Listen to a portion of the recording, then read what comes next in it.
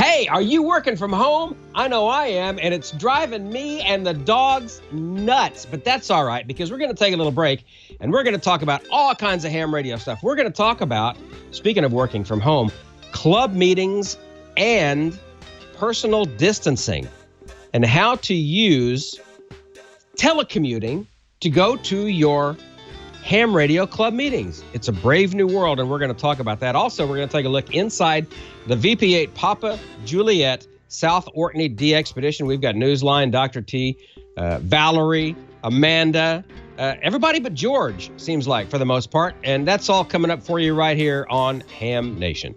Ham Nation is brought to you from LastPass Studios. You're focused on security, but are your employees? LastPass can ensure that they are by making access and authentication seamless. Visit lastpass.com/twit to learn more. Podcasts you love. From people you trust. This is TWiT. This episode of Ham Nation is brought to you by Icom. For more information, visit icomamerica.com/hamnation, and by DX Engineering. DX Engineering offers practically everything you need to outfit your shack, plus the fastest shipping in the industry. Most in-stock items ship the same day, Monday through Friday until 10 p.m. Eastern. For more information, visit dxengineering.com/hamnation.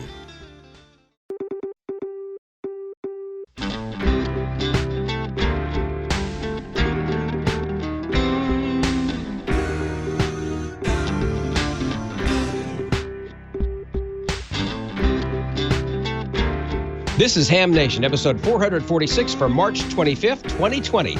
Club meetings and personal distancing. Hello, everybody.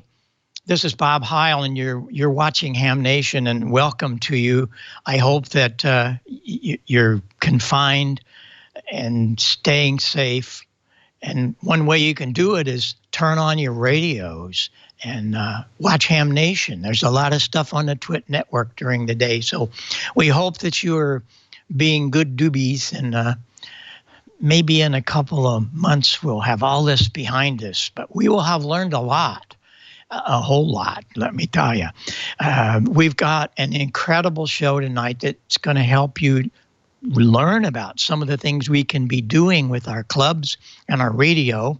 Got some very special guests. Valerie has an amazing DX and contest bunch with her tonight. Tim Duffy's with her, and they're going to give you a bunch of great information. So you got to stay tuned. Right now, let's see if Gordo's happening down in Costa Mesa. How you doing, Gordo? You all right? We are. We're on week number 2 of the homebound lockdown. But let me tell you, there's so much ham activity going on, making up for those hams not able to get together. In fact, they even closed off our parking to the beaches, so we have no more congestion on the beaches. So we're 6 feet away, and we're glad that we're hunkered down in that this thing is really getting bad. Back to you, Bob. Oh, man. Well, I have a couple of things that I want to read to you. They came from several clubs. One of them is the Great South Bay Amateur Radio Club. And John sent me a note that they're holding their meetings via Zoom. And here's the website for it, and you just go to their website for Great South Bay Amateur Radio Club, and it'll all be there. And they're going to hold their general meeting. I think tomorrow night will be one of them. So check it out, what's happening on Zoom, and we're going to show you in a few minutes how to do that. That's what we all need to do, is learn new technology. And for some of us, that is. And I got another one that's really, really nice. There's a little bit of information about the Great South Bay Amateur Radio Club. And I wish them all well in getting everybody to join them on Zoom and keep all of the camaraderie together, especially ham radio. We've got to keep us together because we can help. And I got another note from down in Springfield, Missouri, from Dave Beckler, N0 SAP, good friend of mine. They're making an effort to monitor 145.270 all day. There's all kinds of people. And if they need help, any kind of groceries, I guess, or any deliveries, they can find these people running around and helping them. So this is a really cool thing. James Adkins, KB0 NHX. He runs a great club down in the Ozark and Nixa area. So thanks, guys, for doing this. And I really believe that his last statement on here says, James says, raise the standards. If the people lead, eventually the leaders will follow. So here we are. So that's just really, really great. And did you have something, Gordo, about the magazine? Did you see CQ this month? I did. In fact, I'm such a fan of CQ. Their 75th anniversary was their January issue, but this latest issue is going to be what we're going to talk a little bit about. And I think we have someone that looks very much like what we're seeing. Go ahead, Bob. Look at the magic of TWiT. Look at this. Smart person. Wow. Hello to you, Mary Catherine and Joe. We really appreciate you being here. That was pretty good, Gordo. You did pretty good. Thanks for having us. Thanks for being here. I know that you have a lot going on, and tell us a little bit about your life, because I think both of you are very entrenched in the technology and of course building and so on. We'll show a few pictures in a minute, but a little bit of what's going on, Joe and Mary Catherine. Yeah, sure. We really enjoy the hobby. We enjoy taking it outside, and the magazine article talks a little bit about a fox hunt we did, and that's something we enjoy doing together. You'll show some pictures in a minute, but we built a tape measure Yagi, and you actually did the soldering, didn't you? Yeah, she's a better solderer than I am. Before we get into that, Joe, I have one question I always try to find out about. Do you come home to a cold stove and a hot transmitter? Actually, I've been working from home, and she's the one who's out working in the office. So tell them about what you do. So I come home to a hot transmitter. Yeah, she comes home to a hot transmitter. Let's look at some of these pictures. I really appreciate you sending them. That's your family. My goodness, tell us a little bit about that wonderful, good-looking family. Well, we have two daughters, Alex and Tori. Alex is finishing up her master's degree in criminal justice, and Tori's going to be a senior next year and getting her education degree. And then our son, Steven, is a senior in high school this year, so he's wrapping things up too. We have any hams in that group? We unfortunately do not. We tried, but when they were little, they would play with it, but then cell phones came out and kind of took their interest. Oh, well, they'll come around. Maybe you'll get something happening. What's going on there? So we really enjoy, being outside and doing outside things. This is actually when we were doing a Summits on the Air activation of Pine Mountain, which is about 60 miles south of Atlanta.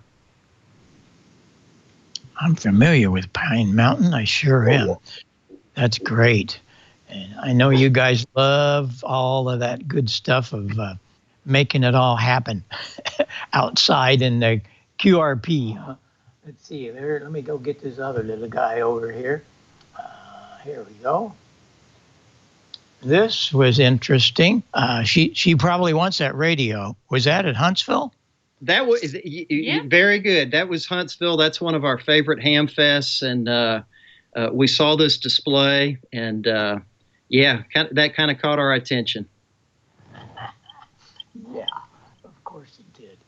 She wants that radio, I'm sure. And this is one of our fox hunts where we were actually looking for it, and we found it. That's the baby fox there, and there's the tape measure Yagi that we built, and then I'm using that loop antenna and an attenuator to kind of hone in on it. That's great.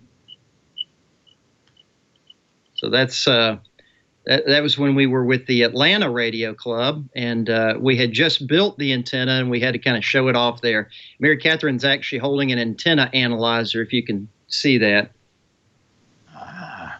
Well, you have to make sure they work after you build them, right? We had to make sure it was tuned up. Yeah, I hear you. So we're interested in public service, and I know that Gordo, you're into that, and the other guest Tom's into that. We participate in ARES. This was actually at our National Weather Service office in Atlanta. We're doing Skywarn Recognition Day there. Oh, that is great. It's a great program. ARES is a great program. Here's Mary Catherine soldering the antenna we're building. Sorry, I might have cut that off if you got more about that. Was that at the center? Was that where that was? That was actually, we have a great relationship with National Weather Service office. We have a radio station there in their office, WX4PTC, and we have a great relationship with them. We have a great relationship with our local EMA, Fayette County, and recently, the state of Georgia, and I don't have a picture for this, GEMA, Georgia Emergency Management Agency, has started a new program called Oxcom, Auxiliary Communications, and I'm involved in that. So we try to stay active in public service. Well, that's great. Well, I appreciate you being here with us so much. I know that you have a lot going on in your lives, but the most important thing is that you're trying to help people. And I know your club is doing all kinds of things, and you're also doing some Zoom things. So I appreciate you taking your time to be with Gordo and I, and let us know what else is going on if we need to tell any more about what's happening and what's going to happen. We're here for you. That's what Ham Nation's all about, is bringing information to the ham public as well as the whole world, because there are a lot of people watching, and I appreciate you being here. Gordon, you have any closing thoughts? Just wish you the very best and continued success in working closely with a served agency such as the National Weather Service, because there may be a time that they can use the ham radio operators. And in a few moments, I'm going to talk a little bit about DFing and some of the more strange things that during this time of crisis, our DF capabilities will be of use. Gordon, I have to give you a quick shout out. We used your books, your study guides to get into the hobby. So I used all three of the study books to get my licenses, and Mary Catherine used your study guide to get her license. Oh, well, thank you. That's great. And when the kids are ready to get started, you let me know, and we'll bring them up to speed. 2 girls and 1 guy to go. No problem. Yes, sir. Oh, this has been great. You guys are terrific, and I do hope that we get to have you back. Hey, have you got your QSL card handy? We do. There you go. Yeah, look at that QSL. Oh, that's a good one. There you go. How about that? That's cool. All right. We know you have fun. That's the main thing. But we're helping people as we all are having fun. Thanks very much. And good wishes to you. Be safe and be healthy. We'll talk again soon. Thank you, Dr. Bob. All right. And Gordo, I know you've got some more things that you want to cover before we get to Tom. Tom's got more amazing things for us here in a few minutes. But what do you have on the shorts tonight? Oh, okay. Thanks, Bob. And again, this is tough times. and especially tough for those served agencies, the police and fire department, the weather service, the military. Tom and I are both part of the United States Coast Guard Auxiliary, and we're all ready to go. We're ready to be deployed during this health crisis, but this infection, this spread of the virus is so severe that none of the organizations, and I fully understand why, are willing to bring us aboard on scene or even behind the scenes on a telephone bank as a disaster service worker, although some groups have deployed, but not in an area that would be of danger to them. So ham radio operators are doing their best to make things happen during this crisis.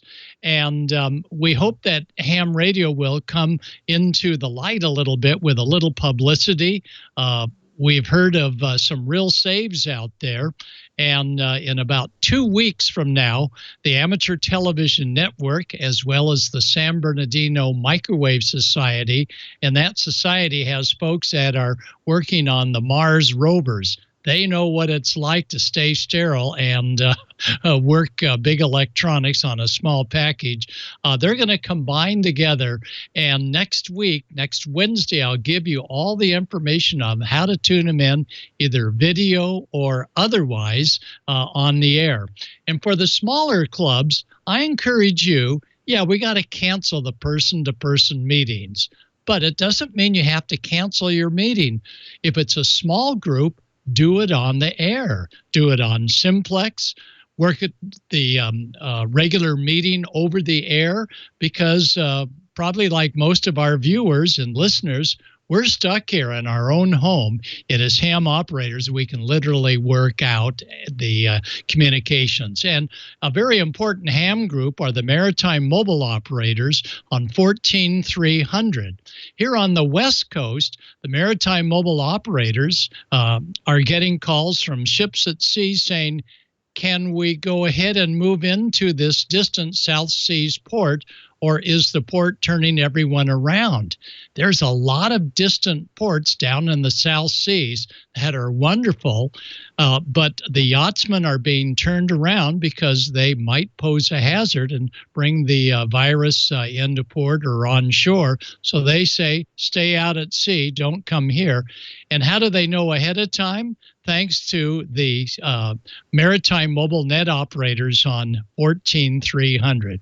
And then we got a call of all calls, and that was from a lady that runs all the adoption pets at a large pet store, a chain pet store that is so good to allow adoptees to bring in and take their pick of which pet they want, dogs and cats and other animals.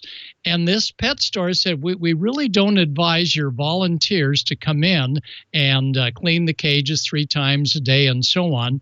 Any way that you could move many of your pets out for safety of everyone. And then the rest of us, we now became the temporary adopters of dogs and cats and so on.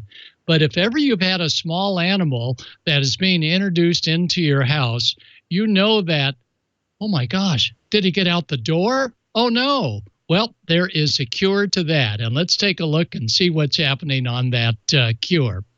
This comes from ComSpec in Orange, California. They are little transmitters up in the 200 megahertz area, including one just for hams. That's the top one. 1 milliwatt output into that harness, the little black strap that goes around their neck, and it pulses on the 222 ham band, and they reserve this for licensed ham radio operators, technician and above. The one below it, from the top one, next one down, is a longer antenna for large dogs.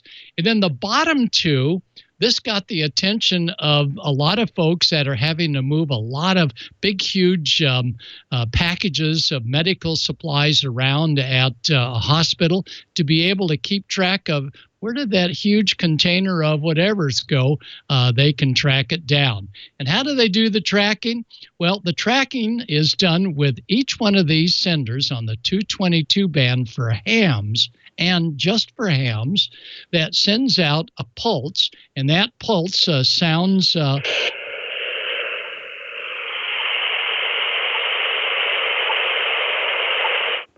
That's a ticker going on right now once a second. And the range is maybe 2 blocks, but in a house, you can spot any little critter anywhere. And there are 100 channels, of which 22 are the current ones and 22 are additional ones. They are interstitial to the 222 band, the 222 band. They're not going to be on a repeater input or a weak signal portion of the band. And at 1 milliwatt, they're not going to cause any interference. But some of my earlier ones also had my call sign embedded.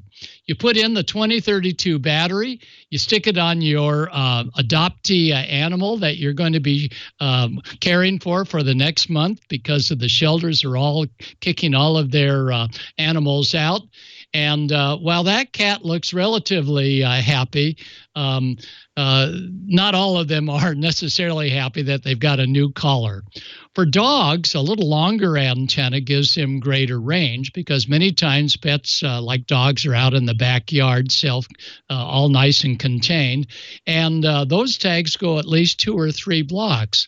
So if you are attempting to adopt a pet or 2 or 3 from an animal shelter or these big stores that say, can you put your pet somewhere else for the next month or so?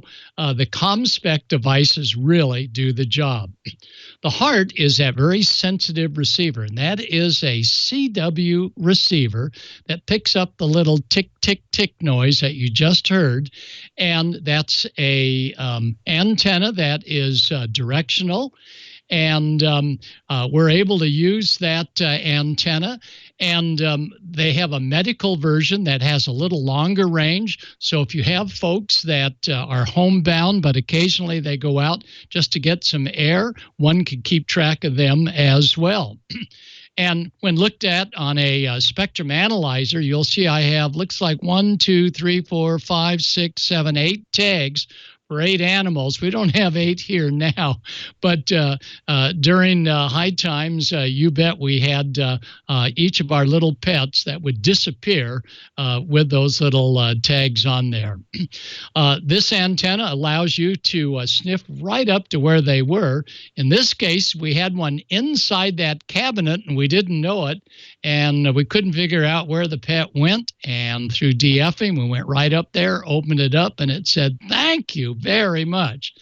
No, they don't make them quite as small for gerbils, or I think that's a gerbil, but nonetheless, they do make them for, he says, "No way, you're not going to put that around my neck." But believe it or not, if we're going to adopt them for a month and be their foster parents for that month, they all have to have a tag. And once we get the tag on them, bingo, they're happy as a cat, and the tags don't bother them.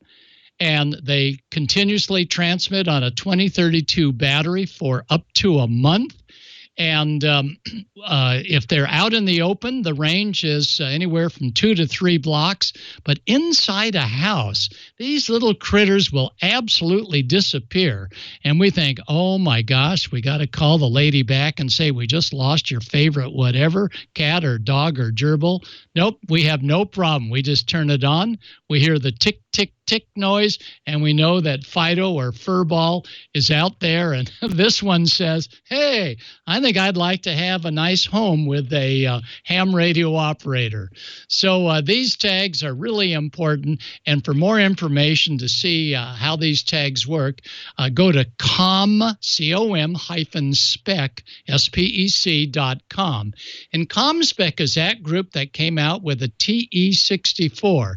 You have to be a 40-year-old old ham to remember that tone signaling device long before ham radio 2-meter 440 handhelds have built-in CTCSS.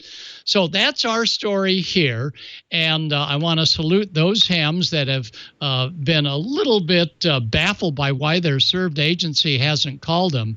Folks, it's for our safety. Stay at home. Don't be wandering around in a supermarket or a hardware store. Stay at home with your loved ones. Don't go out unless it's absolutely critical. And if you do, stay 6 or 7 feet away, upwind. Just be cautious because we want you around. And on that Maritime Mobile Net, my fellow Coast Guard auxiliarist is going to be giving us a little bit more about ways that clubs can stay in touch. Small clubs, we just do it on the air, but larger clubs, we can do it right over, I'll let Tom W3 Echo X-Ray tell you all about Zoom. Tom? Good evening, Gordo, and good evening, everyone on Ham Nation tonight. It's good to be here. Appreciate the invitation. And I'll be talking about the Montgomery County Aries Races Group, which is located about 20 miles north of Philadelphia in the southeastern part of the state. We have about 66 volunteers in the group. That's a picture of our website. We don't call ourselves a club. And the reason for that is that we're not organized as a club. We're a service agency, you might say, or a service group. And as I said, we have about 66 volunteers currently. Well, what happened was when the virus that we're dealing with, the COVID-19 virus, reared its ugly head, we received a phone call from the director at our Emergency Operations Center in Eagleville, Pennsylvania, and we'll show some pictures of that here in a few minutes. So we received a call, and he said, well, you're not going to be able to meet in our facility. We're locking it down, and only volunteers will be allowed to enter the center. It happens that the 911 center is located in the same building, which is partially underground. And so we're no longer going to be able to meet there. So what to do? So it turns out that I was down in Georgia at the time, where Mary, Catherine, and Joe are. I was at St. Simon's Island. And I thought, well, what are we going to do? So I thought, well, let's go ahead and hold a net meeting at our normal time, which is 10 a.m., 1000 hours, every second Saturday of the month. So initially, we went ahead and we held a meeting on our local repeater, which is 146.835. I had called our net manager and I asked Guy, he is the VP8PJ if he would go ahead and run the net on Saturday morning. Run the meeting. I sent along a little agenda, and Guy went ahead and conducted the net as a meeting, and it worked out very well. But then we got to thinking what else we might be able to do that might be a little bit more effective and engage the group maybe just a bit more. So I started looking around at video conferencing possibilities, and someone suggested Zoom. So I took a look at it and I thought, well, this probably could do the trick for us. And as a side note, I worked for a large pharmaceutical company for a number of years. And I remember when they first got video conferencing into our company, and I remember them saying that the cost of each of the rooms that they set up for video conferencing cost $1 million. So I think we've come a long way in technology, and we have the opportunity as hams to use this. And so we did. We set up Zoom, which is a video conferencing software. There's several others out there, but that's the one we worked on. And we set up a couple of test sessions initially. And then we decided we would start conducting our monthly meetings more frequently, and we started to go more or less like weekly. At least we have started to do that. And so this is a photo of a screenshot of our first meeting that we did on Zoom. And there's quite a few characters there. We had a good time speaking with each other, and Zoom is really good at displaying properly. So you see the various photos of people, the live video.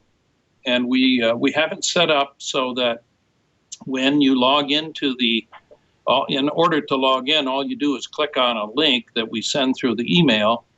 And then when you get into the video conference, your audio is muted. So we had to have a little training session on how to use push-to-talk. Well, hams should know how to use push-to-talk. And so, but we had to have a little training. I think I've got a little bit of a video about that here later on. So we decided to go ahead with our meetings more frequently to keep people more engaged. We have a few folks that are maybe living alone and are a bit sequestered. So that was a bit of a concern that we might be able to help them out by engaging them more fully. So how about another shot there of some of these other photos that we have? We can show you some of the other things we did, or how the EOC. Okay, this is a photo of the internal part of our EOC, and that door right behind that gentleman is where it goes into our radio room. So yes, we are provided with a very nice space at the EOC. The conference room itself is awesome. Our radio room is quite nice. We have, there's the main entrance to the operations center.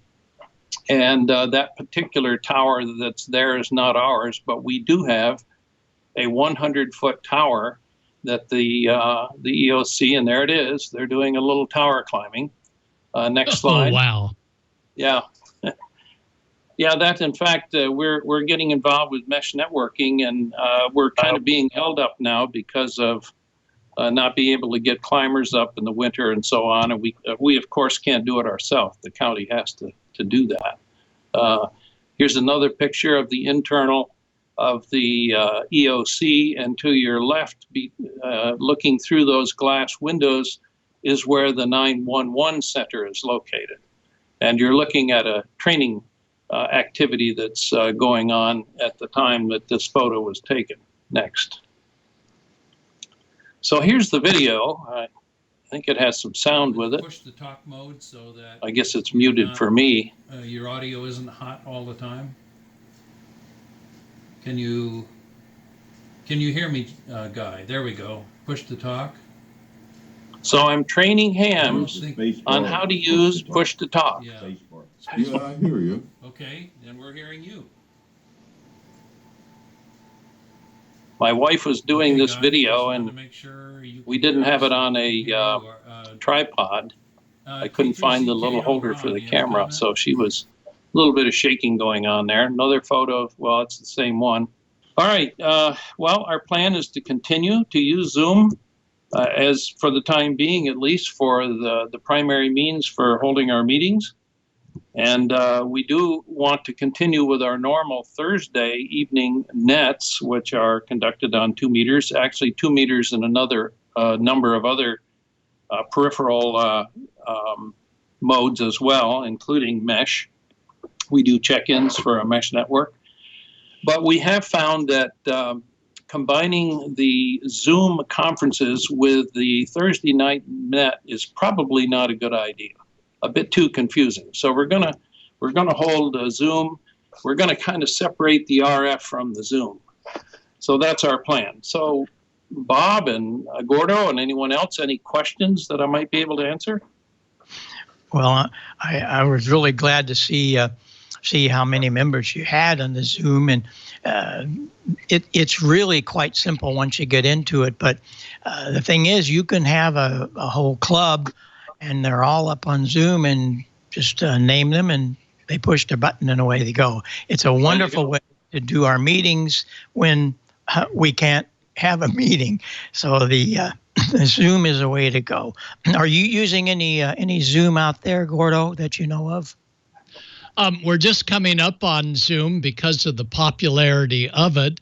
And you and I do a lot of Skype as we work with smaller clubs.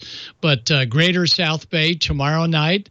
And what Tom was saying for their club, wow, I think it's indeed a way to go. Most important, rather than cancel a meeting, we're hams. Let's think wireless, either amateur television on the air or Zoom. Absolutely. Exactly. Yeah, we are communicators, that's for sure. Well, Tom, thank you for joining us.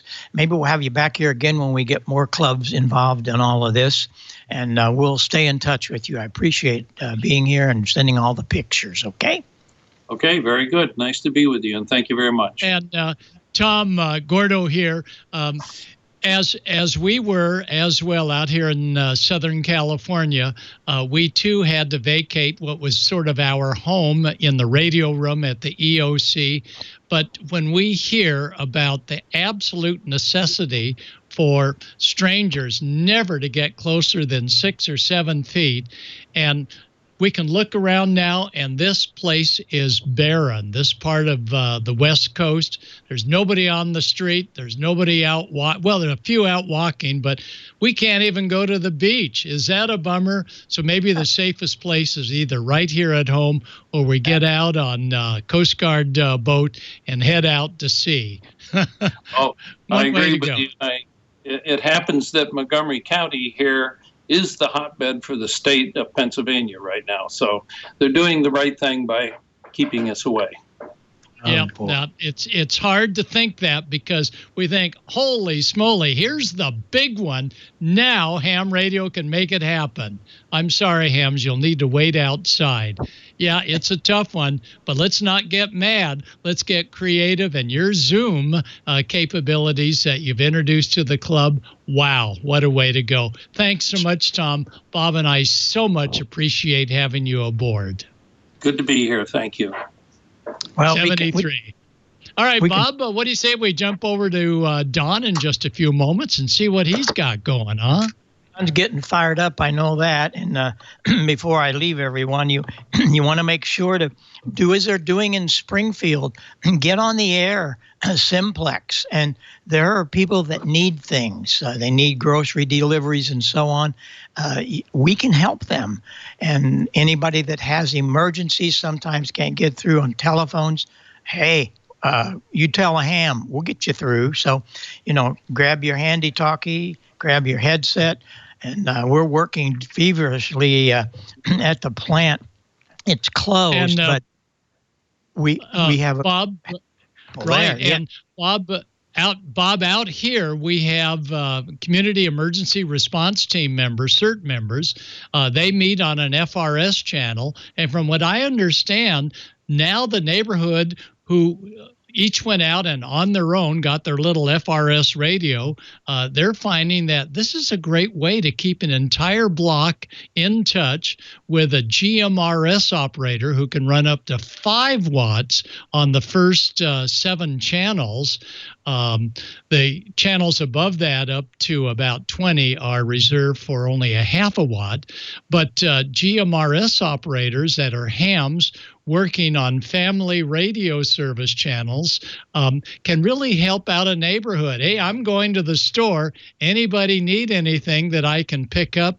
That reduces one person that may be no longer exposed to something bad out there. So that's our mission, and that is to work our community, including not only ham, but also on the family radio service.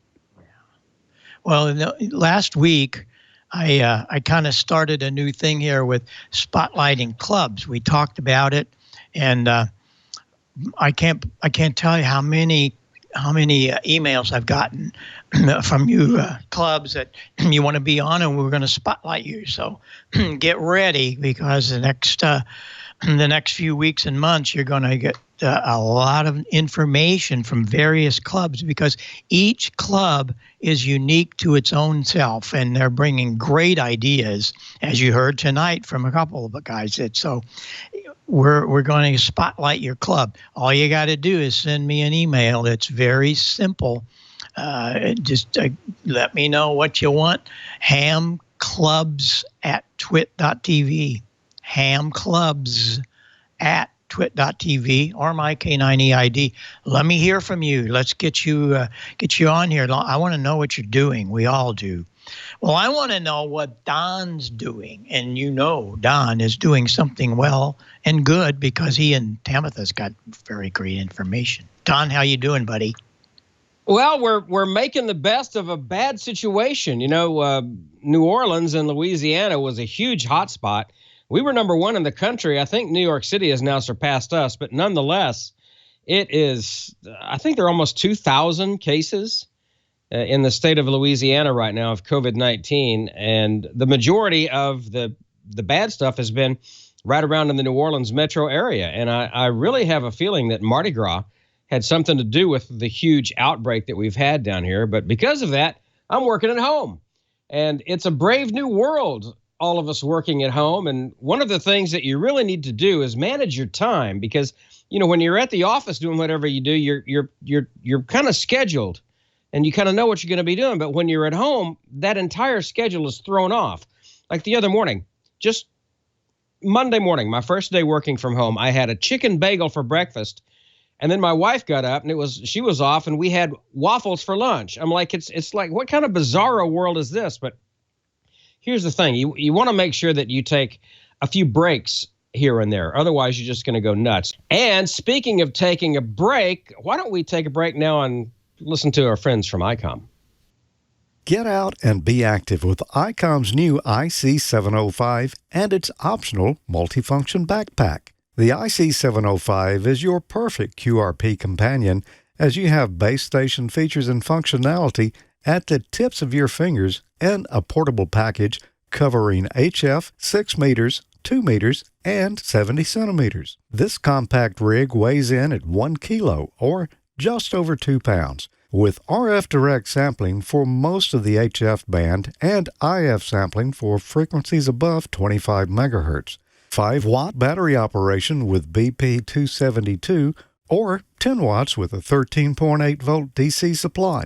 Modes include single sideband, CW, AM, FM, as well as full D-Star functions, a large 4.3-inch color touchscreen, and live band scope with waterfall, integrated GPS with antenna and GPS logger, micro SD card for data storage. It comes standard with the HM243 speaker microphone, and it supports QRP and QRPP operations. The perfect accessory for the IC705 is the LC192 optional backpack, with a special compartment for your IC705 and room for accessories for soda activations or just a day in the park. Visit icomamerica.com/amateur for more information about this and all the great Icom radios. And you can also enter Icom's weekly drawing for Icom swag like T-shirts and hats. And don't forget to check in on the details of Icom's monthly grand prize drawing. It's right at icomamerica.com/HamNation. All the official rules are there. You can check out all of Icom's previous drawing winners, and you could be the next one. So sign up and good luck. Now, here's the news of the week from Amateur Radio Newsline. From Amateur Radio Newsline report number 2212, these are the Ham Nation headlines for Wednesday, March 25th, 2020. An unprecedented cancellation. Dayton Hamvention 2020 has been called off. Dayton Hamvention has been called off for the first time in 68 years, the result of concerns over the COVID-19 pandemic. The cancellation is among the latest of an ever-growing list of amateur radio events sidelined by public health concerns. As Newsline went to production, there was speculation about whether Hamvention could be rescheduled for later this year. But Hamvention spokesman Michael Coulter, WHCI, said that trip to Ohio is going to have to wait. I know that there's rumors floating around that we're going to try to reschedule it this year. It is such a huge event to try to reschedule, allow everybody to plan, and then we'd have to work around. There's other events that come later in the year, and we don't even know when this thing's going to be going away. So we decided we will hold off until 2021, and we will be back more robust and better and stronger than ever. WHCI had this to say about the cancellation. I just want to let everybody know, how hard of a decision this has been for our executive team to make to close HamVention. Never been done since 1952. Phil Thomas, W8RMJ, reporting for Amateur Radio Newsline. HamVention in Xenia, Ohio is a bust for 2020, but ham radio in Friedrichshafen, Germany is still on. The 45th Ham Radio will take place from June 26th to 28th, 2020 at the Exhibition Centre in Friedrichshafen. The Messe team are planning intently for the upcoming International Amateur Radio Exhibition and are still of the understanding that the event will take place without any restrictions whatsoever, stated project manager Petra Rathgeber, acknowledging that the coronavirus has caused the cancellation of some other trade fairs at the Friedrichshafen Messe this month. Around 180 exhibitors from 32 countries were present in Friedrichshafen last year and showed their products, trends and innovations related to radio and associated technologies. As part of Ham Radio 2020, the German Amateur Radio Club, the DARC, invites all to come to their 71st Lake Constance Conference, where there will be multiple lecture streams. Further information is available at www.hamradio-friedrichshafen.de. For Amateur Radio Newsline, this is Ed Durant, DD5LP. Students at a number of universities in the United States received word recently that their CubeSats were selected among the 18 approved by NASA for launch in the next few years. The design teams are at the University of Alabama, Tuscaloosa, Rice University in Houston, Texas, Dartmouth College, the University of California, Berkeley, the University of Florida, and the Massachusetts Institute of Technology. The Tuscaloosa project, known as Bama 1, will test so-called drag sails that are capable of taking small satellites out of orbit, a benefit when spacecraft want to leave orbit easily and reduce the risk of becoming space debris that could collide with other spacecraft. The Rice University CubeSat will analyze the relationship between solar activity and the Earth's lower atmosphere. The CubeSat from MIT and the University of Florida will send and receive laser communications as a way of helping create future communications relays and satellite constellations. For Amateur Radio Newsline, I'm Neil Rapp, WB9VPG. And a reminder that the nominating period for the 2020 Bill Pasternak WA6ITF Newsline Young Ham of the Year Award is now open. You'll find the form on our website, arnewsline.org, under the Awards tab. The award will be presented Saturday, August 22nd at the Huntsville Hamfest in Alabama. And that's all from the Amateur Radio Newsline, your independent source for amateur radio news for 4 decades and counting at arnewsline.org. With Phil Thomas, W8RMJ, Ed Durant, DD5LP, Neil Rapp, WB9VPG, Karen Eve Murray, KD2GUT at the news desk in New York, and our news team across the globe. I'm Don Wilbanks, AE5DW. 7-3. We'll see you next time here on Ham Nation. Now, here's the solar update from Dr. Tamitha Skov, WX6SWW. We're calming down from some fast solar wind that brought aurora clear down to mid-latitudes, and the sun blows a smoke ring. Those stories and more in the news this week. This space weather forecast is sponsored in part by Millersville University. Come get certified in broadcast space weather. Visit millersville.edu/SWEN. After some pockets of fast solar wind brought us up to active conditions and brought aurora as far south as Michigan over the past couple days, things Earthside are beginning to calm down in space weather. As we take a look at our front side sun, you can see everything looks pretty quiet. We have a bright region in the northern hemisphere that's pretty much fizzled, and outside of that, we don't have much of a coronal hole that's going to be rotating into the Earth strike zone. Just a few pockets here and there, and that should keep us right around unsettled conditions conditions easily over the next week. However, as we swip to our far-sighted sun, now this is stereo A, and it's looking at the sun pretty much from the side. If you look at the southern hemisphere, you can see a finger-like coronal hole, then that is going to be rotating Earth's side here in the next couple days, and it could bring us a solar storm probably in about 10 days or more. But right around the 20th, you can't see it in the disk view, but you can see it in the coronagraph view. Look at this massive smoke ring that the sun blew out. Now, this is a big solar storm. It's not Earth-directed, so don't worry about it, but it's really nice to see these big storms being launched again. And as the sun continues to wake up, we're not only going to see more of these, but they're going to be bigger and faster. And believe it or not, that same smoke ring was seen from Earth. This is the coronagraph from Earth view, and look at that big solar storm being launched out there. You can see that smoke ring, and it's definitely not Earth-directed, but it is yet one more sign the solar cycle is on its way, and pretty soon we'll start seeing some of these be Earth-directed. Switching to our moon, we are now passing through the new moon phase, with the new moon being on the 24th, and by the 29th, the moon will still be only about 18% illuminated. So you night sky watchers, now's a good chance to catch those dim objects in the sky. Switching to your solar storm conditions and aurora possibilities over the coming week, we are finally beginning to settle down from that fast solar wind that hit us, that brought us up to active conditions just a day or so ago. At high latitudes, NOAA's expecting unsettled conditions, but with up to about a 20% chance of a major storm. Now, mid-latitudes, we're also only expecting unsettled conditions, but we have up to about a 15% chance of active conditions, and this is going to settle down just a little bit, but it's probably not going to settle down to normal. We're probably going to stay around unsettled conditions easily over this next week. Switching to our solar flare and particle radiation storm outlook over the coming week, everything still is in the green when it comes to big solar flares. We have a spotless sun right now, so we have no risk for radio blackouts, and that should make you GPS users on Earth's day side very happy. However, we are managing to hold on to the low end of marginal for radio propagation because the solar flux continues to stay in the low 70s. And this is good news for amateur radio operators and emergency responders. Expect these marginal radio conditions to continue easily over this next week. Now, also because we are at solar minimum, we are getting a higher cosmic ray influx than we normally would. So you frequent flyers, and this does include aircrew who fly at 800 hours annually and fly at high altitudes and high latitudes, you are in the marginal range for radiation dose, and this does include prenatal passengers. So please take this into consideration in your flight plans. So the space weather this week is beginning to calm down after some pockets of fast solar wind actually brought us up to active conditions just a few days ago and brought aurora down to mid-latitudes.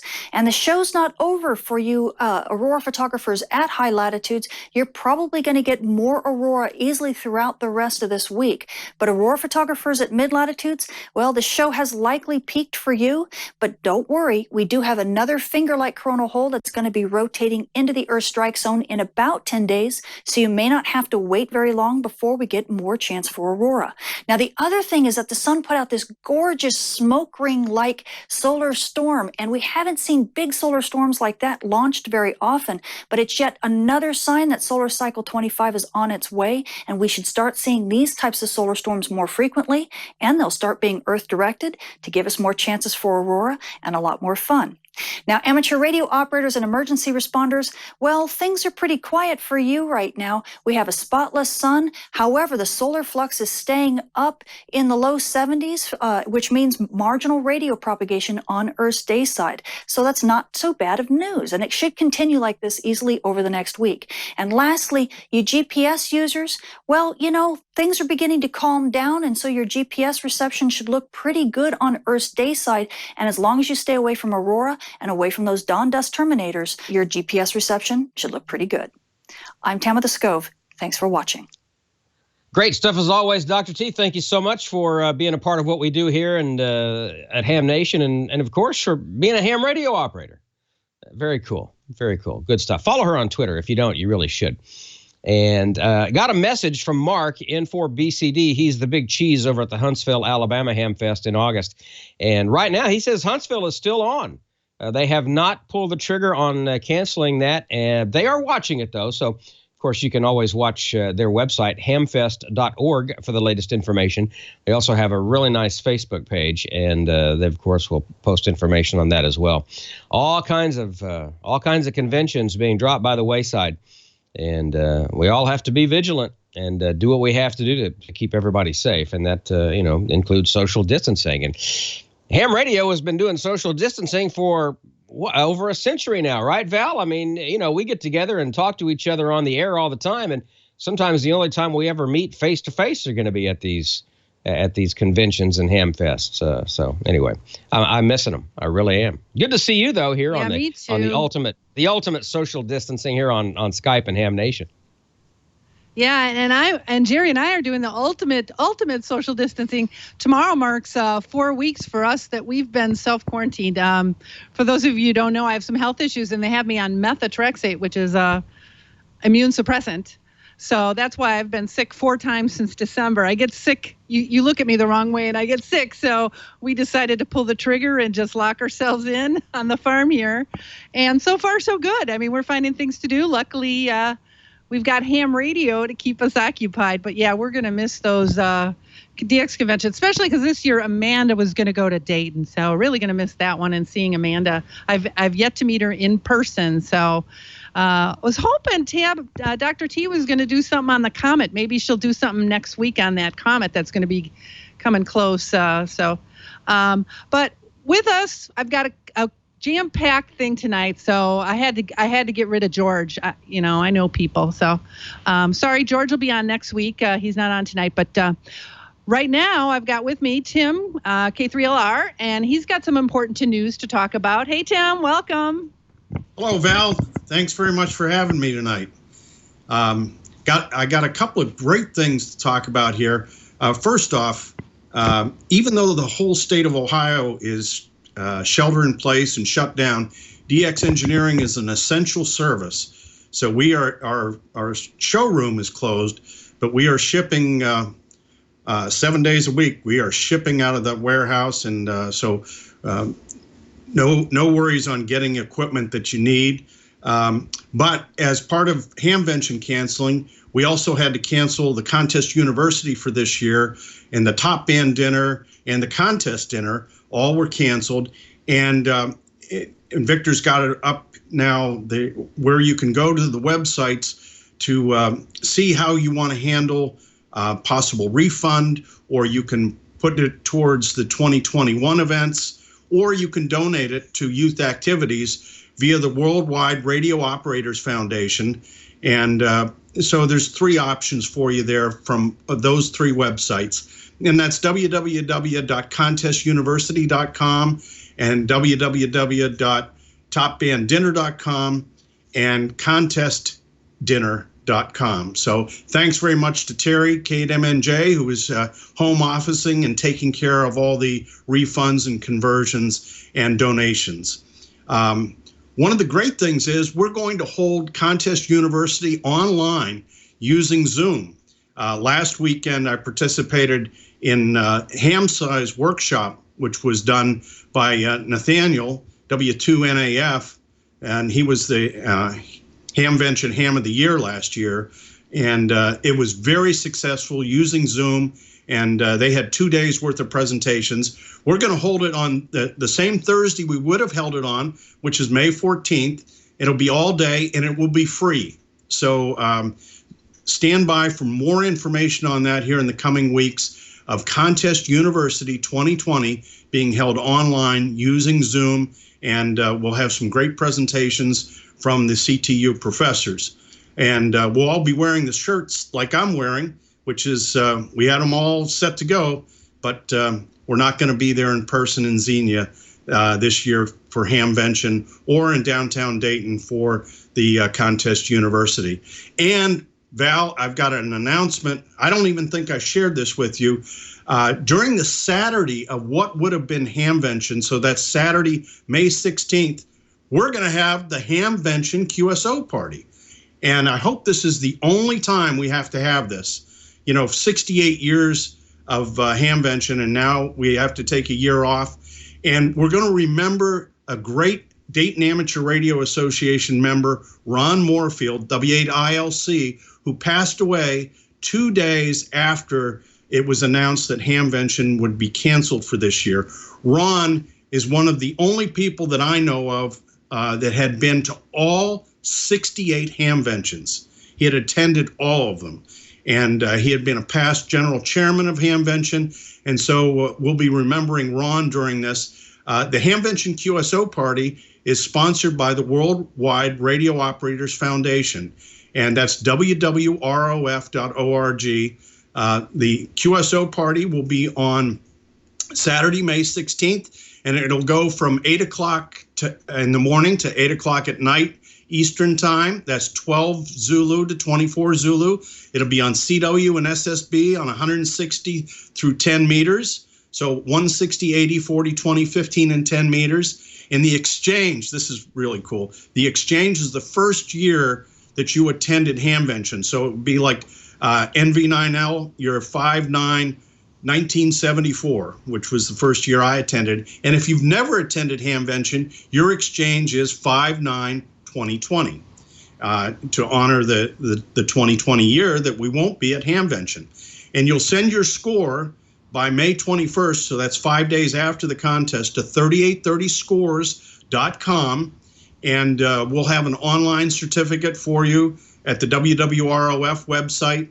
And we also have HamventionQSOparty.org, so hvqp.org will also be a support way to see what the rules are and to get your certificate.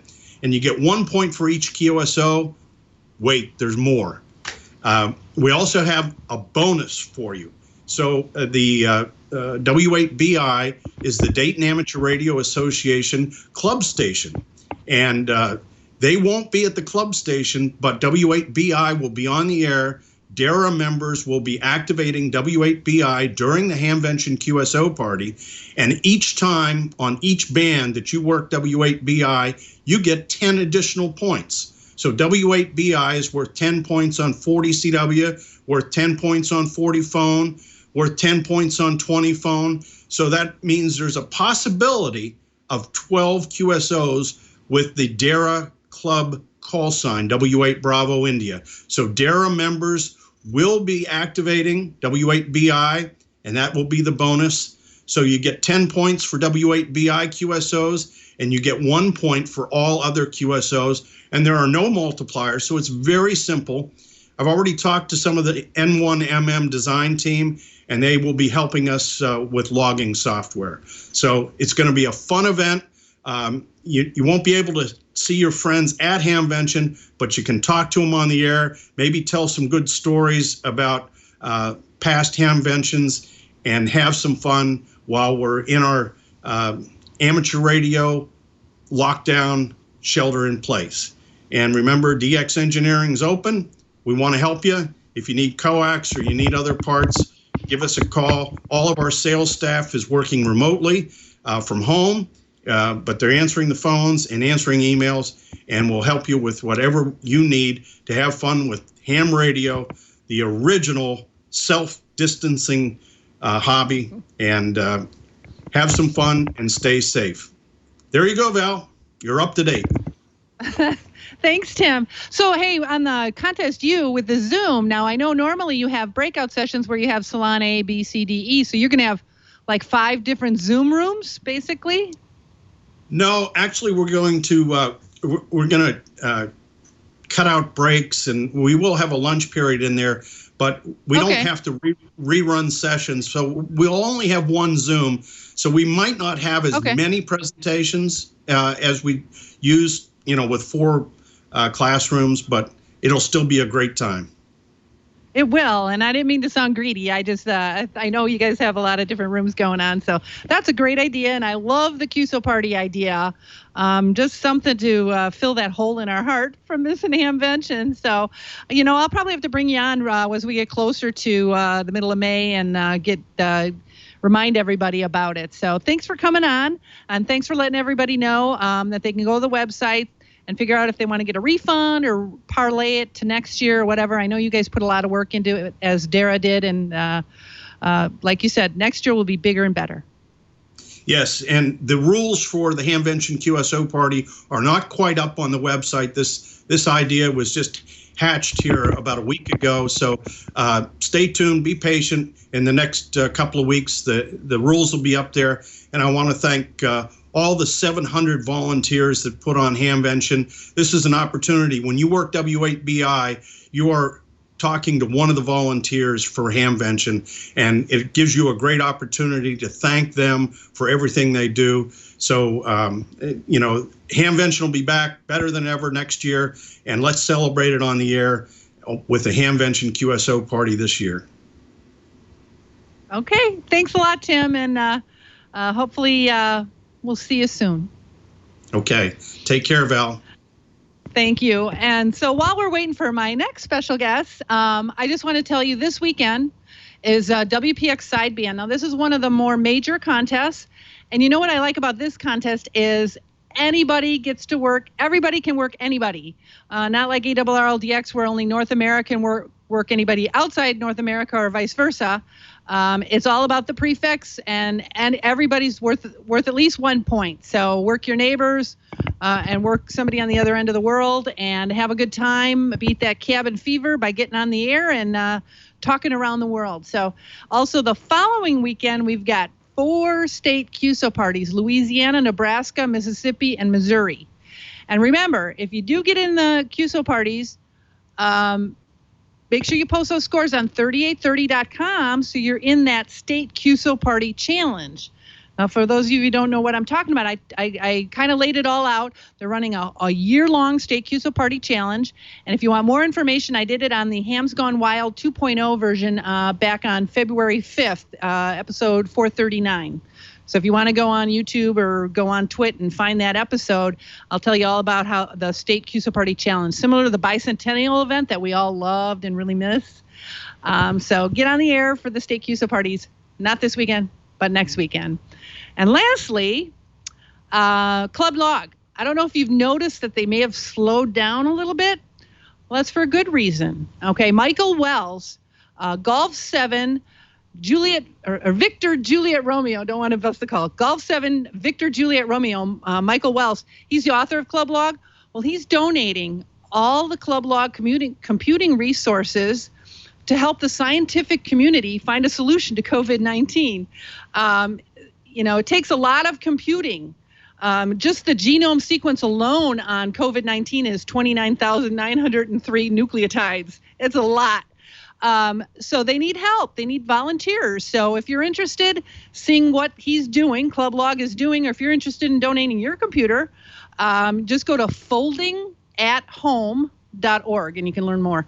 But I thought that was pretty cool. So be patient if you're waiting for your log to upload on Club Log and it's taking a little longer than expected. It's for a good cause. So, but hopefully we're ready now to bring on our next special guest.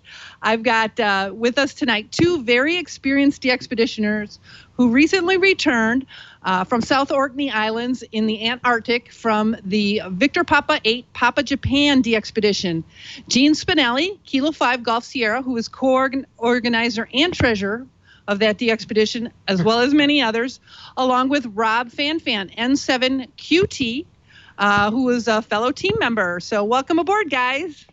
Hi there. Hi, thank you. Hi, I got to turn my volume up. Hopefully no feedback. So I know you just got back. You're probably very tired and a lot to catch up, but I'm so glad you guys could come on and tell us about this DXpedition. It's got to be kind of exciting going to the Antarctic, and I'm sure everybody wants to hear about it. So why don't you start, Gene, and just tell us how this DXpedition came about. I know it was an all-time new one for me, so I needed it. Well, I'm happy we gave you an all-time new one. We gave quite a few of them based on the emails that we've been receiving. The project came about in January 2019, right after the Victor Papa 8, Victor Papa 6 Delta expedition. We had a meeting of the leadership team of the Perseverance DX group. We picked several potential targets to go to, and sent an email to Nigel Jolly, the owner of Braveheart.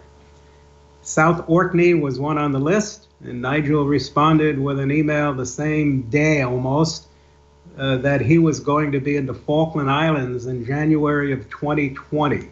And he'd be willing to collect the team in Punta Arenas, Chile on February 15th and take us to South Orkney.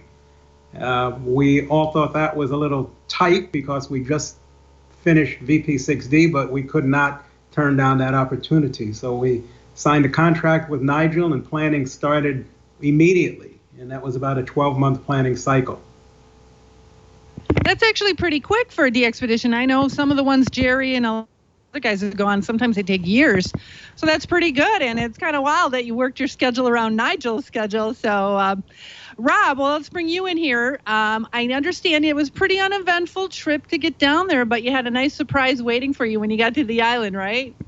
That's correct. There's about 100 meter, roughly 300 feet of packed ice, essentially little icebergs. And that prevented us from landing the first day. But we managed to jump on the Zodiac and fight our way through those little icebergs and made it onto land, where we pretty much scoped out where the antennas were going to be placed. The expectation was the wind would change that night and blow that ice pack away from the shore to allow landing. And those are the pictures that you see of us the following day with about 2 to 3 tons of gear that we had to bring on the beach. We were very fortunate in that the week before, where you see our team members standing, there were about 600 fur seals on that beach, and they happened to clear out before we landed. So we were very fortunate. Well, maybe the ice made them leave, so that was kind of a good thing. So why don't you kind of tell us about what it was like operating when you were on the island, and how many teammates you had, and what you used to upload logs and the satellite issues and things like that. Why don't you kind of go over some of that stuff for everybody? Yeah, well, we built or erected 2 large tents or fabric buildings manufactured by Weatherport. In fact, the same buildings that we used in 2011 by the VP8PJ project. We had one tent was a sleeping tent, and there were 14 bunks in that tent, and you can see that picture. And the other tent was the operating tent, where we had 7 stations. And in the foreground there, you'll see our little kitchen, where we had food and coffee, teas, and just enough stuff to keep us going. The ship brought over 2 meals a day, hot meals, and power was produced from a generator system. You see it right now outside, but when it's in use, it's actually pushed inside that shed that's made from stones and wood covering. But we had 4 generators. 3 of them were 6,500 watt Generacs that worked beautifully. That was our outdoor kitchen. Everything had to be washed, or I should say rinsed on the island and then taken back to the ship. All the trash. We were not allowed to leave anything on the island, and I mean anything. Typically you say you're only allowed to take pictures and leave footprints, and that was part of our approvals to land on the island. You can see the tent there. The one that's looking straight at you is the operating tent, and the one on the left is the sleeping tent or the rest tent. You can see gallons, jugs of water.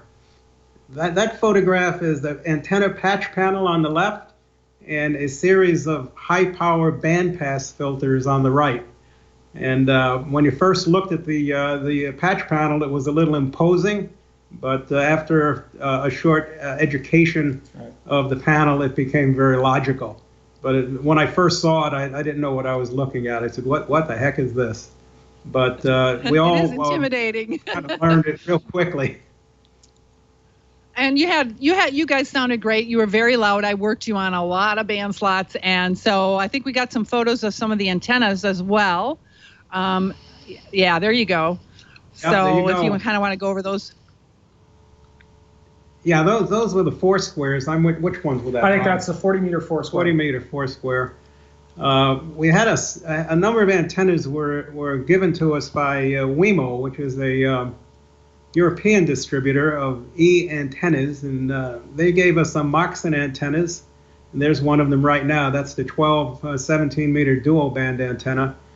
The antennas performed wonderfully. We had no problems at all. There's the tribander, the typical HF tribander, 10, 15, and 20. It's pointing towards North America. So you can see the rock, as I called it, but that was the challenge with North America. The European direction was over water, so it was much easier to work Europe from this particular location. And there's another picture of the of that same antenna, a little less imposing, and there's the antenna patch panel again. So you can see we had an interesting time. We had a great team. The weather was not exactly perfect. We knew we were going to Antarctica. We expected cold weather, but this was more than we expected. It was probably a wind chill in the low 20s all the time, with wind gusting up to probably 75 or 80 kilometers. And when the wind did gust at that level, the tents shook, and we thought we'd end up in Kansas, but the tents held up very nicely. What do you think, Rob? I think that's true. Valerie, let me tell you how cold it is in Antarctica. There were several times after operating, I go into my sleeping bag, and there is ice on the very top of my sleeping bag. Just to give you an idea that in the time that I was operating, basically there was a condensation. In one of the earlier slides, there was no insulation in the sleeping tent. So it got pretty cold. And I think this is the first time I've ever slept in a sleeping bag where no part of my body was exposed. It was cold. But you survived. That's right. Well, I'm glad you sacrificed that. And believe it or not, I got you guys on 12 meters. So even though I'm disappointed you didn't move the rock for us guys in North America, I was able to get through on 12. So that was good. We were equally surprised when 10 and 12 opened. Oh, okay. Yeah. I didn't get you on 10, but that's asking for a lot with this solar cycle right now. But thank you guys so much for giving me all those band slots, and a lot of people I'm sure appreciate it as well. I think we got a little stats page here that kind of goes over all the different QSOs you made. If you want to put that up there, Victor, for us. And so that's a lot of QSOs, and look at all those uniques, huh?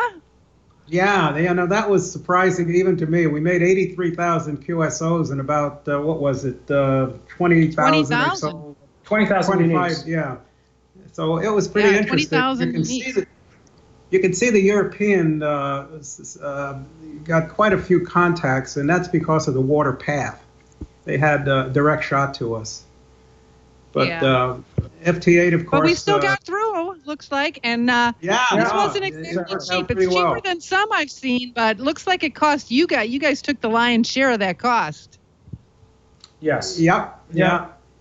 I can say that for most of us, I can tell you I bought a new car not long ago and pretty much spent that on 1 month with Gene and company. But look, the reality of it is anything in the Southern Ocean is expensive. There's just no two ways about it. The most expensive line item is going to be the ship. And in order to go to many of these Southern Ocean locations, you have to have a ship that's approved by the various government agencies.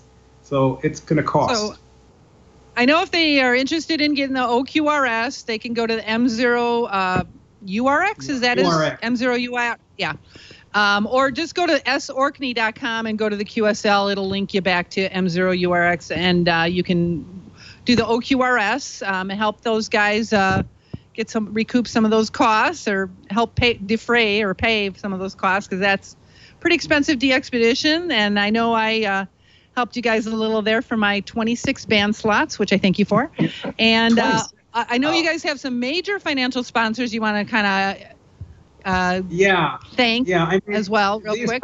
These projects are not going to happen without the major sponsors. The Northern California DX Foundation was key to us. The German DX Foundation and the American Radio Relay League Colvin Award were significant donors to us. The major equipment sponsor, of course, was Elecraft. DX Engineering, Tim and the company supports us on every one of our projects. And Wemo from Europe was the supplier of the antennas. So without the help from these fine gentlemen and their organizations, and of course the individual donors, these projects wouldn't happen. They're just too darned expensive. And we thank them. They are very supportive. The same, you see, all I see is the same sponsors every time. So thanks to all those guys. And congratulations to you guys on winning the Intrepid DX Award. That's a very nice honor. And something tells me if HamVention didn't get it canceled, you might have won the SWODEXA, the Expedition of the Year award, but who knows? You would definitely be in the short list, so to speak, I would guess. So thank you guys for coming on. Thanks. And again, if you guys want QSL information, just go to sorkney.com, sorkney.com. Any last closing things you want to say? I know you want to know where we're going next. We've had that discussion. I do, but you're not going to tell me, are you? We have a target, and I'm not going to tell you where it is. Is it in the southern hemisphere or the northern hemisphere? You're not going to pin me down. It'll be fun. All right. I'm going to guess southern, but that's what stuff's needed. Okay, guys. Thank you guys again. Thanks for going there, and thanks for taking on those dangerous DXpeditions so we can all get our new ones. So take care and all the best, and hope to have you guys on after the next one. All right. Take care. Thanks for the opportunity to talk about it. Okay. Thank you. And now I'm going to head it back to Don. What you got, Don? Hey, thanks, Val. Good stuff from South Orkney, and of course Tim Duffy and DX Engineering, huge sponsors of that, and we appreciate them, and we appreciate them being a sponsor of what we do here on Ham Nation. One way to utilize some of that downtime when you're resting your head from work is maybe, I don't know, find a way to improve your ham station performance, and DX Engineering can help you do that without making a big investment. And like I said, a good place to start is installing quality coaxial cables and connectors, and DX Engineering makes it ultra easy. In fact, they offer 3 ways to get exactly what you need. Save time and hassle of assembling your own cables by using DX Engineering's Custom Cable Builder.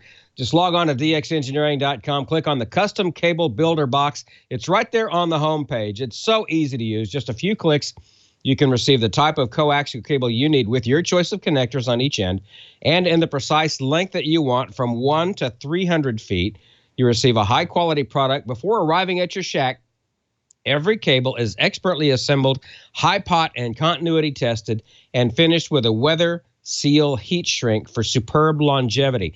I have been to DX Engineering. I have seen them make those cable assemblies and test those cable assemblies, and if the simplest thing, like for instance the heat shrink cable, the heat shrink tubing is just a little bit off, they heat it back up, cut it off, and redo it. It's the attention to detail is amazing. And you get your order fast. The cables are shipped within 1 business day of your purchase. And if you don't need a custom cable, DX Engineering has pre-made cable assemblies in a variety of types and lengths. Here are a couple of options for you. The new DX Engineering RG214 double shielded 50 ohm coaxial cable assemblies. They meet the demands for high performance in the shack and on the tower. They have 2 layers of silver-plated braided copper shields. This coax gives you exceptional RF isolation and power handling. Assemblies come in lengths from 3 to 25 feet. When you need extreme high isolation from noise and signals, choose DX Engineering's RG400 high isolation coaxial cable assemblies. The RG400 assemblies come with soldered Amphenol 83 1SP connectors on both ends. They're available in lengths of 3, 6, and 10 feet. And if you're a roll-your-own kind of a guy, DX Engineering offers cable sold by the foot and by the roll up to 1,000 feet and cable prep tools, including strippers and grippers, as well as complete kits to make assembly and installation easy. Wide selection of coaxial cable connectors and adapters, too. DX Engineering ships faster than anybody else in the industry. Most orders placed by 10 p.m. Eastern are shipped the same day. With proven products and expert advice, DX Engineering is helping you shrink the globe. Request your catalog or shop online 24/7 at dxengineering.com/HamNation. And, of course, we thank DX Engineering for their support of Ham Nation. Another thing you can do during some of your odd downtime if you're working from home is listen to WTWW shortwave. You can get that thing on your Alexa device. I know you've got one of those. I think you just ask Alexa to play WTWW. Email them if you have problems. Email at WTWW.us, and I'll be sure to steer you right. But, of course, WTWW shortwave is a huge fan of amateur radio and, of course, of Ham Nation. In fact, they're sending our Ham Nation live audio out on the air right now. And you can also hear Amateur Radio Newsline on WTWW. A huge supporter as well of our Young Ham of the Year Award, which is going on now. Nominations are open. We also appreciate the queen of the chat room. That, of course, is the lovely Amanda. Are you staying distanced socially, Amanda? You know what? I kind of find that term socially distancing kind of weird, isn't it? Yeah, it's kind of weird. It's actually personal distancing. Like we're staying 6 feet away from each other, but on social levels, we are like closer together than we have ever been. That's a good point. I hadn't thought about it that way. That's a good point. In our public health service, actually, a mental health service that's here locally had mentioned that. It's like, actually, we are staying socially together. Okay. I know we're like so far out of time. So starting tomorrow, I am on day 1 of the state-mandated quarantine here. Thank you, Governor, for only giving us 12 hours to shut down our small business and to get our accounts in order. We really appreciate that. That was awesome. So anyhow, I'll still be going to work tomorrow, but only to close up the shop. And Dawn's been on quarantine. How many days have you been on quarantine now? I went to work Monday morning, and there was an email that was issued last Friday from iHeart that said everybody nationwide is, if you have the capability, work from home unless you're absolutely required to come into work to do radio shows and things like that. And since, getting commercials is kind of an important thing, I was actually cleared to work from the office, but because I'm essential personnel. But because I have a home studio, I can do it from home. So that's great. And so I went in at 8:30 in the morning and then went home about 11 and have been working from home and hopefully won't have to go to New Orleans unless it is absolutely necessary, because just having 1 week of not having to drive to work will save me 625 commuting miles every week. Wow. Well, our shutdown, unfortunately, has caused us to make $0. So I see it a different way, but, there supposedly is help coming. So I'm looking forward to that. And Jeff, me, and my parents are all very healthy. And I think I am very, very thankful for that as well. So, all right, let's move on. I want to go into the ham radio aspect of dealing with this pandemic. Everybody says get on the radio. I have to say that our Pikes Peak Aries group, who is just north of us in El Paso County, started this kind of like health and wellness net. And we're going to start doing, the same thing on our repeater system, a daily kind of net. And we're going to start doing like the numbers of people that are tested positive. And, that's just like the minimal part of it. But then they're also going to talk about what grocery stores are open, what they had in stock, what's not in stock. Just getting the check-ins, seeing how everyone's doing, if anyone is needing anything. And I'm going to go ahead and encourage other people to do that. But I'm going to do it with some harsh reminders that misinformation should not ever be tolerated. So you should always have a good net control to make sure that rumor control is in full force, and you're not getting like somebody saying, I heard borders of all the counties are going to be shut down and we're going to start taking people's temperatures. That kind of stuff is very unuseful and very panicky. So we're hoping that these kind of nets could be a good thing for people to get on the air and check in and just have a little activity to do every day since they're stuck at home anyway. So just encouraging you all, that's another way to get active. Find your 2 meter, 70 centimeter repeater and get on the air and check in and make sure your neighbors is doing the same thing. Our AriesNet every day at noon on 3.904, I think it is. They're on doing a daily wellness check as well. So I've been having that on every day too. So it's a good thing. I think so. I think we're already stuck at home now. So, and I'll keep a daily diary on Facebook. You guys might not be the best. And if I'm arrested for, homicide of Jeff or anything, I think it's totally explainable in court and manslaughter at the most. All right. So I'm awful. Okay. I know we're way over. It's not that bad. I have a serious DXpedition question about South Orkney, and I wish the guys were still on because so I've worked a lot of DXpeditions, and this is the first one this has ever happened to me on. My call sign did not show up in OQRS when I searched for it.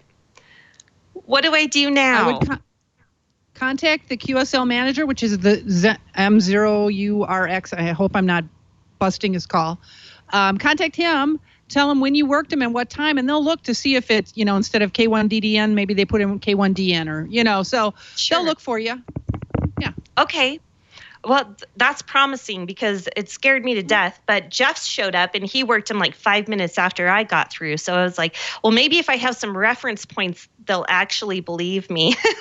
It's so funny because I'll work somebody and then Jerry will work them right after me and then I'll be in the log and he won't. You know why? Because they know him and then they say hi and then they forget to hit the enter button and put him in the thing. It happens to him all the time. So yeah, just contact the QSL manager whenever that happens. Oh gosh, that's awful. But I can see how that could happen because they do all know him and they want to. And in fact, I think I heard Jerry work them one time, South Orkney, and I think they were talking to him. And I was like, "Come on, Jerry. The rest of us are waiting." Just kidding, Jerry. All right, we are so over time. Let's just go over some nets. We have D-Star on 14 Charlie is happening right now. We have DMR on 31012. Unfortunately, 40 meters and 80 meters was looking terrible tonight. So if you do happen to find them, they're going to be around 3910 and 7192. Other than that, we're looking to take the 75-meter net and go over to 20 meters here real soon in the future. So maybe we'll have some great propagation and we can have a better net that way. So, Don, take it away, wrapping it up. I guess that's it for tonight. And we've had a gigantic show, a lot of great information for you. And Val, I put your request to have Dr. T do something on the comet. That'd be great. Via a DM on Twitter. So hopefully she will see it. Well, I know she'll see it, and hopefully she'll have something for you. So that'd be interesting as well. All right, ladies. Well, man, it's cool. I get to hang out with the hot girls tonight. This is nice. I like this. We're missing George, though. And but anyway, he'll be back next week. He had to go actually get his daughter out of the dorm. Apparently, they were shutting everything down. Mississippi not nearly as hard hit as our neighbor Louisiana, but still, it's going to get worse before it gets better on a national and global scale, I think. So everybody just, I hesitate to use the term hunker down because it's so overused, but just, do what you got to do to keep yourself and your family safe. And remember these new rules about, 6 feet and, cough into your elbow and the hand sanitizer and the soap and water is actually the best. And do that 20 seconds thing. It's important. It's all important. And you know what? While you have time, take breaks from your working at home and get on the radio. Get on the local repeaters. Get on HF. Do a little PSK. Do a little FT8. Just get on the radio and break it up and have some fun. And who knows, before this is all over, maybe you'll work all states. I may have to try that. All right, with that, we will say, yeah, exactly. With that, we'll say good night, everybody. Good luck. Everyone stay safe and healthy. And we will see you next week right here on Ham Nation. So let's all give the wave. Good night, everybody.